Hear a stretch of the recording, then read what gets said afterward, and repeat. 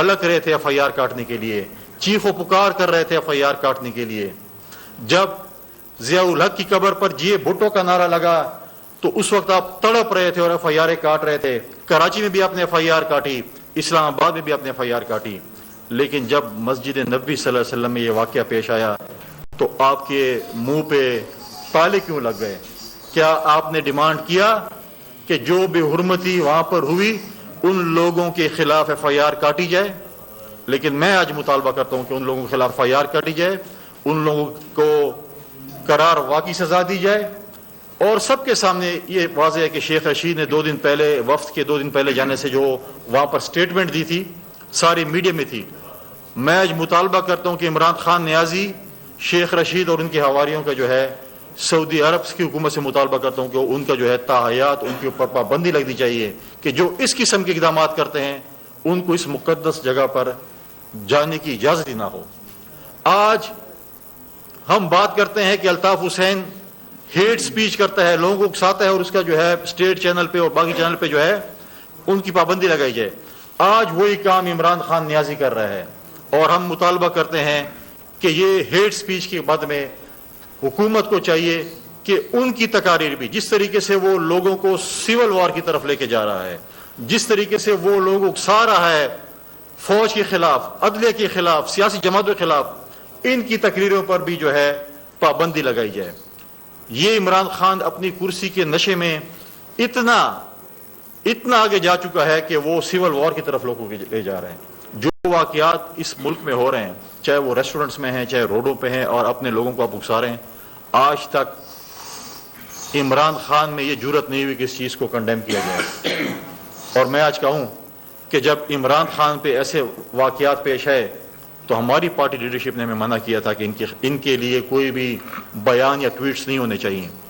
جب انہوں نے دوسری شادی کی، جب ان کی طلاق ہوئی، جب انہوں نے تیسری شادی کی، ہم نے ان کی نجی زندگی میں ان کے اوپر کوئی ایسی چیزیں نہیں اٹھائی.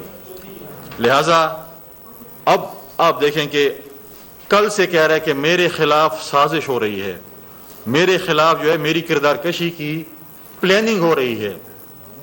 بھئی آپ اپنے خلاف سازش اور خود چیزیں بناتے ہیں، خود کرتے ہیں.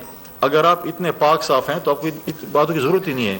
آپ نے جو ہے توشہ خانہ میں جو غبن کیا، جو لوٹ مار کی، وہ سب کے سامنے ہے.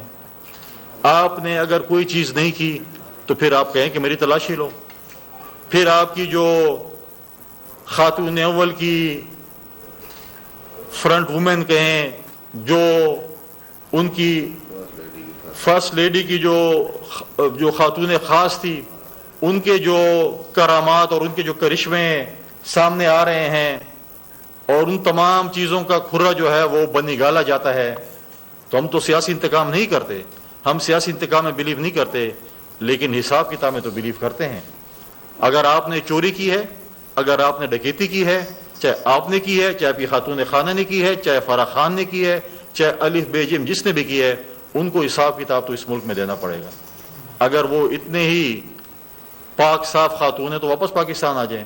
200 کنال زمین تو تحفہ، ہمیں تو کوئی آپ لوگوں میں سے کسی کو 1 کنال کسی نے تحفے میں دی ہے؟ 2 مرلے، 1 مرلہ بھی کسی کو دی ہے؟ وہاں پر تو لوگ 200 اس میں کون سے کمالات ہیں؟ ہم تو اب جو ہے دیکھنا چاہتے ہیں، سننا چاہتے ہیں لاہور کے 200 سے اور آپ کے 200 سے کہ اس خاتون میں کیا کمال ہے کہ جو لوگ اس کو 200 کنال زمین بھی ایک پرائم لوکیشن پہ گفٹ دے دیتے ہیں. میرے خیال میں آپ نے ساری زندگی یہاں پر گزارا کو تو 1 مرلہ بھی کوئی گفٹ نہیں دے گا. ان کے جو ہے جو بھی رنگ روڈ اسکینڈل میں جو چیزیں آتی ہیں وہ اس میں بھی وہ ملوث ہے. ان کی جو ہے اگر آپ دیکھیں ان خاتون کا اس حکومت کے آنے سے پہلے کیا چیز تھی اور اس حکومت میں ہوتے ہوئے انہوں نے کیا انکم بنایا. یہ عمران خان نیازی ہمیں مدینے کی ریاست کی باتیں کرتا ہے، ہمیں اسلام کا درس دیتا ہے. کیا عمران خان نیازی بتانا فرمائیں گے کہ امریکہ کی عدالت میں آپ کو کس چیز کی سزا ملی تھی؟ ہمیں ذرا یہ بھی فرمائیں گے کہ وہ کس کیس میں تھے، کیا چیز ہوا تھا کیلیفورنیا میں جس میں آپ کو سزا ملی تھی؟ آپ کو بغض امریکہ شاید اس وجہ سے ہے کہ آپ کو وہاں پر سزا ملی تھی کیلیفورنیا کی عدالت میں. یہ ہم نہیں کہتے. ان کے بڑے چہرے تھے بابا روان صاحب جو ہمارے ساتھ ہوتے تھے، وہ کاغذ ہر وقت لہرا رہے تھے کہ یہ چیزیں نکالو اس کے لیے، یہ اس کی چیز ہے. آج تو خیر ان کے ساتھ ہے جن کو وہ ڈیفینڈ کریں گے. اور انشاءاللہ تعالیٰ جس کیس میں بھی بابا روحان صاحب ان کے ساتھ جائیں گے انشاءاللہ جیت ہماری ہوگی. کہ جب وہ سپریم کورٹ میں بھی کیس میں تھے تو میں نے پی ٹی آئی کے دوست ہمارے ساتھ بیٹھے ہوئے تھے, میں کہ انشاءاللہ تعالیٰ آپ یہ کیس ہار گئے کیونکہ بابا روحان آپ کا وکیل ہے.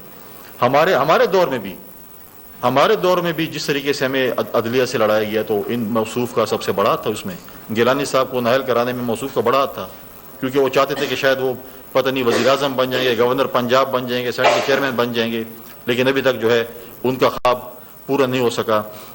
لہٰذا یہ کچھ گزارشات تھیں. اور آخر میں دوبارہ میں میڈیا کے ذریعے سوال کرنا چاہتا ہوں خیبر پختونخوا کی حکومت سے کہ ایک ایم پی اے آپ کی پارٹی کا فیصل زمان جس کا نام تھا, اس کو زمین نگل گئی, آسمان کھا گیا ہے. وزیر اعلیٰ خیبر پختونخوا محمود خان, آئی جی پی خیبر پختونخوا کی سہولت کاری میں ایم پی اے ہاسٹل سے ایک ایم پی اے جس کے اوپر قتل کی ایف آئی آر ہے وہاں سے فرار ہوتا ہے. اس کے پروڈکشن آرڈر ایشو ہوتے ہیں اور 42 دن 42 دن وہ ایم پی اے ہاسٹل میں ہوتا ہے. جب یہ واقعات کسی اور صوبے میں ہوتے ہیں تو ہمارے میڈیا کے چینل صبح سے شام تک اس کے اوپر جو ہے وہ میراتھن سیشن چلا رہے ہوتے ہیں. آج تو کسی نے سوال نہیں کیا خیبر پختونخوا حکومت سے کہ یہ ایم پی اے صاحب جو ہیں جن کے اوپر اپنے ہی پارٹی کے دو جو ان کے پارٹی کے لوگ ہیں ان کی ایف آئی آر ہے, وہ کس طریقے سے فرار ہوئے ایم پی اے ہاسٹل سے. میں آج انٹیریئر منسٹر سے یہ ریکویسٹ کروں گا کہ آپ اس کی فل فور رپورٹ منگائیں, اس کے اوپر ایکشن لیں, اور خیبر پختونخوا کے وزیر اعلیٰ محمود خان اور خیبر پختونخوا کے آئی جی کے خلاف ایف آئی آر سے مفرور ہوا وہ آج کہاں ہے؟ آپ کے صوبے میں, آپ اس کو تلاش نہیں کر سکتے. تو یہ ہے دو قسم کی سیاست. یہی چیزیں تھیں میں آپ کو بتانا چاہتا تھا. لیکن میں ایک اور چیز بتانا چاہوں گا کہ ہمارے جو اپلیکیشنز تھی پارٹی کی ٹکٹوں کی, وہ 30 تاریخ ہماری آخری ڈیٹ تھی اس مہینے کی 30 تاریخ, اس کو ہم نے 15 مئی تک ایکسٹینڈ کیا ہے. جو بھی ہمارے دوست جو کہ اگلے الیکشن کے لیے اپلائی کرنا چاہتے ہیں ان کو ہم نے کہا ہے کہ وہ 15 مئی تک جو ہے وہ اپنی درخواستیں جمع کرائیں پارٹی سیکریٹریٹ میں یا بلاول ہاؤس کراچی میں, کیونکہ اس دفعہ پارٹی نے فیصلہ کیا ہے کہ ہم اپنے وقت سے پہلے اپنے پارٹی کینڈیڈیٹس کی اسکروٹنی کریں گے اور ان کو وقت سے پہلے الیکشن کے گو اہیڈ دیں گے تاکہ وہ اپنی مہم اچھے طریقے سے چلا سکیں.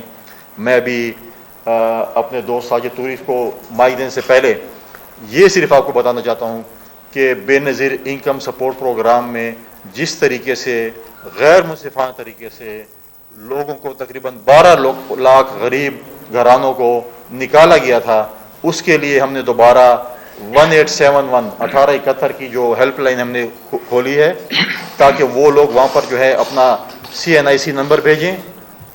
بے نظیر انکم سپورٹ پروگرام کے جتنے بھی افسران ہیں ان کو ہدایت کی گئی ہے کہ آپ کے ضلع میں جن لوگوں کے جو ہے وہ کارڈز بند کیے گئے ہیں آپ ان سے رابطہ کریں تاکہ ان کے کارڈ اگر جینون ہے تو ہم ان کو دوبارہ کھولیں, کیونکہ پاکستان پیپلز پارٹی کے چیئرمین بلاول بھٹو زرداری صاحب کا یہ اعلان تھا کہ جب ہم حکومت میں آئیں گے اور جب جن لوگوں کے ساتھ ناانصافی ہوئی ہے ہم ان کو انصاف دلائیں گے.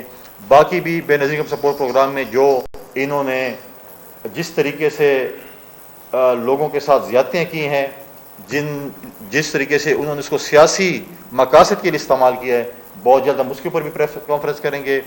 میرے بھائی ساجد توری صاحب یہاں پر موجود ہے, میں آپ کے توسط سے ان کو بھی یہ ریکویسٹ کروں گا کہ جو ہمارے ورکر ویلفیئر بورڈ کے ملازمین جن کو پاکستان پیپلز پارٹی کے دور میں روزگار ملا تھا ان کے ساتھ جو PTI کی حکومت زیادتی کر رہی ہے ان کے اوپر بھی مہربانی کریں. ہم ان سے پہلے ملے تھے کہ ہم چاہتے ہیں کہ ہم کسی کو بے روزگار نہ کریں. ہم لوگ